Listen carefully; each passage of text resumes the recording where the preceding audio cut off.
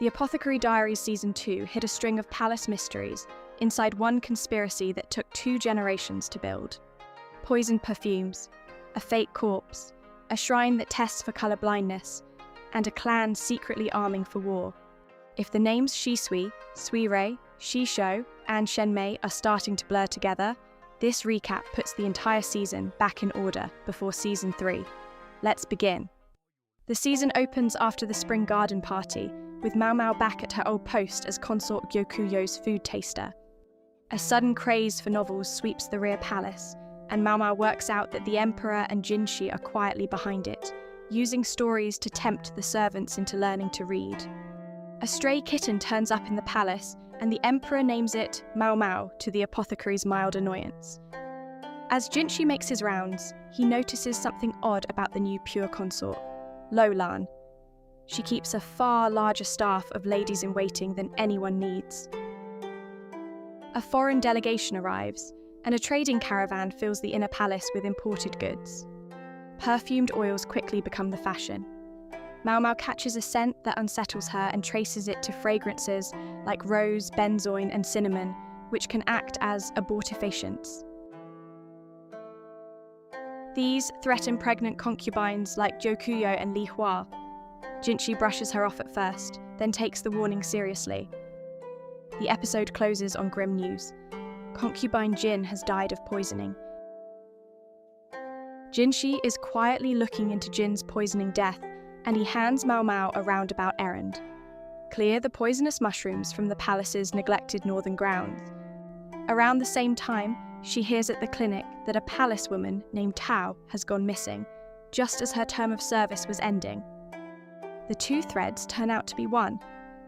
Following a foul smell that a maid named Shisui had flagged, Maomao digs in the northern grounds and finds a buried body. It belongs to the real concubine Jin, dead for nearly a year. The woman whose funeral the palace just held was Tao, a lookalike who had been posing as Jin with the help of Jin's own ladies-in-waiting to hide the death.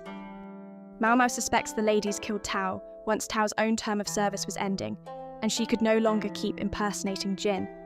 She has no proof, and she leaves the rest to Jinshi. The foreign envoys gift large glass mirrors to the 4 high consorts. The Jade Pavilion is delighted, but Maomao is wary of the motives behind so lavish a present. Gaoshun brings her a riddle about a noble family's 2 look-alike daughters, kept locked away under guard, yet the younger one has somehow turned up pregnant. Maomao cracks it as a locked room trick, the girl slipping out unseen by using angled mirrors to fool her watchers. Then, the envoys make an odd demand. They want to meet the legendary moon spirit their grandfather saw here 50 years ago. To answer the envoys' demand, Maomao learns from the old madam of the Verdigris house how the moon spirit legend really began, then stages the illusion with glowing moths that Shisui helped her gather. Jinshi himself dances the part, dressed as the goddess, and the envoys are spellbound. Seeing the 2 envoys up close for the first time, Maomao notes how alike they look for mere cousins, near enough to be twins. It sends her back to Gaoshun's riddle of the look-alike daughters, and she suspects the puzzle was about these 2 all along. Later, sketching the palace factions in the sand, her suspicions sharpen elsewhere. She wonders who has been poisoning the pregnant consorts, whether the dead mushroom concubine was taught by Suirei, the court lady presumed dead, and what became of Suirei at all. Shenlu, a clinic supervisor, summons Maomao. Following the trail of a missing sick servant, Maomao discovers that Shin, Li Hua's head lady-in-waiting, has been stockpiling banned scented oils. Shin has been brewing abortion-inducing drugs, driven by resentment toward Li Hua. Maomao also finds a thicket of white blossoms whose seeds yield the same poison. The conclusion is chilling.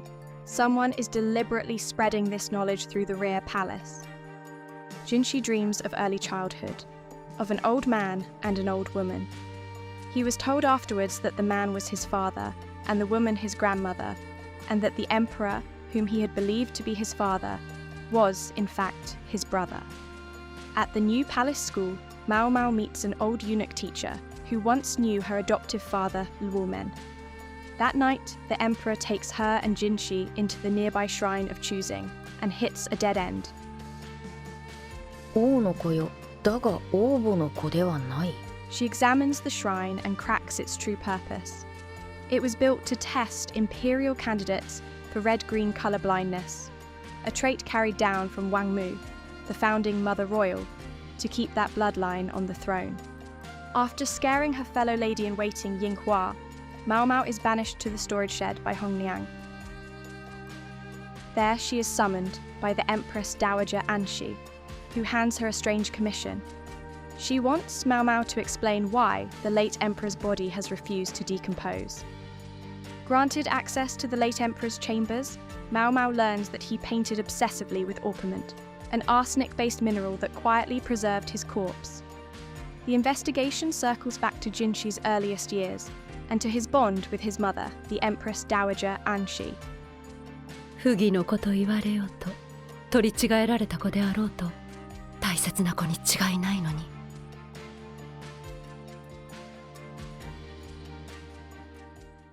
Gyokuyo takes on 3 new ladies-in-waiting, sisters from Yinghua's village. Owing Yinghua a favor, Maomao is dragged out to an old corner of the harem for a night of 100 ghost stories. Shi tells an unsettling tale about an insect that devours its own mate. The aged hostess closes with the bleakest story of all, a court lady taken by the late emperor and never permitted to leave the inner palace again. Then Maomao catches it. The fire in the sealed room is poisoning them all, and she throws the window open in time. Afterwards, Hong Liang tells her the woman who organized these gatherings died a year ago. Jinshi plans to finally tell Maomao the truth about his status during a hunting trip in the Shi-controlled north, hosted by Lolan's father, Shi Shou. The trip turns into an ambush. Assassins strike with faifas, the advanced firearms of the region. Maomao catches the scent of gunpowder as she and Jinshi flee into a cave behind a waterfall. With Jinshi missing after the attack, a search party forms and Basin grows frantic. In the cave, Maomao stumbles onto the secret Jinshi has guarded for years. He is no eunuch. Jinshi tries to tell her the rest, and Maomao flatly refuses to hear it, insisting she touched nothing more than a frog. カエルを潰してしまったかもしれません。は？カエル？ The episode saves the name for us instead. Through Gaoshan, we learn that Jinshi is the emperor's younger brother, Ka Zuigetsu. Maomao's decoy plan, a pile of clothes on the rocks and a hunting dog's keen nose, flushes out the attackers and gets them caught. With Shaolin's term of service winding down, she begins to weigh her future. Maomao and Shi help her make connections at the palace baths, where the talk turns to 30 newly arrived eunuchs, all former foreign slaves, and one strikingly beautiful newcomer among them. A ghost is said to dance in the baths near Consort Lishu's quarters, and Maomao investigates alongside Jinshi and Goshen. There is no ghost, only a stack of coincidences. Steam from a hot water channel beneath the rotten floor sets the curtains swaying, and moonlight catches an engraved copper mirror Lishu kept from her late mother, throwing a face onto the wall. Later, Jinshi and Gaoshan call on a group of newly arrived eunuchs, and Jinshi speaks with the beautiful newcomer, who is Suirei in disguise as a eunuch named Tian. Nearby, Shaolin collides with a eunuch pushing a cart of ice, sending it crashing down, and he rounds on her in a fury. A flashback fills in the crash. A consort Shaolan had massaged gave her a hairpin, and she was so delighted, admiring it and wondering if it meant work after her contract ends, that she walked straight into the ice cart. To make good on the ruined ice, Maomao promises the eunuch something better and sets out to recreate a treat she has seen only once: ice cream. With Shaolan's help, she pulls it off. The lighter mood turns serious. Gyokuyo's baby is kicking downward, a sign of breech birth, and Maomao pushes to bring in her adoptive father, Luomen. Gyokuyo agrees, and Luomen returns inside the palace. With Luomen now settled in the medical office, Maomao helps prepare moxibustion for Gyokuyo. Then the trap springs. Suirei, still passing as the eunuch Tian, corners Maomao, threatens Shisui, and dangles the resurrection formula to lure her away. Maomao vanishes from the rear palace as Suirei smuggles both her and Shisui out. Jinshi searches desperately for Maomao while she is carried far to the north, to a remote hot spring village. Along the way, a thrown snake lays bare how fiercely Shisui protects Suirei, and Maomao deduces that the two are sisters. Back at the palace, a report lands that no maid named Shisui exists in any record. 10 days pass with no sign of Maomao. Gyokuyo's contractions begin with Loimen at her side. Word reaches Jinshi that the eunuch who vanished alongside Maomao was seen praying at a graveyard to the north, where women used by the late emperor were buried without ever leaving the palace. At a grave dressed with lantern plants far out of season, he finds Shenlu. Shenlu sees the late emperor's face in his and understands who he is. She swallows poison, surviving only because a guard forces it back up. The stone belongs to Taiho, the court lady who died the year before, the one who hosted that night of 100 ghost stories. Taiho was one of the late emperor's victims. She bore a daughter the palace passed off as a court physician's child, and Jinshi works out that the girl, had she lived, would have married into Shisho's house. Jinshi goes straight to the Garnet Pavilion. The ladies in waiting all resemble one another, and the truth lands. The pure consort Lolan was never one woman at all, and she has walked out of the rear palace a fugitive. Lakan, meanwhile, has learned his daughter is missing and smashed his way through the rear palace gate. Soon after, his adopted son Lahan calls on Jinshi, a numbersman with an abacus at his hip. Lahan's ledgers show grain prices inflated for years, the skimmed profits quietly buying up iron, and both trails ending in the same hands. Shisui brings Maomao to the village harvest festival and takes an interest in her hairpin. Painting fox masks together, Shisui explains the red and green that mark the villagers as descendants of Western settlers, a people prone to colour blindness. Maomao links them to the Mother Royal's bloodline. Then, she and the boy Kyo-u stumble onto a storehouse of Feifa parts and are caught by Shen Mei.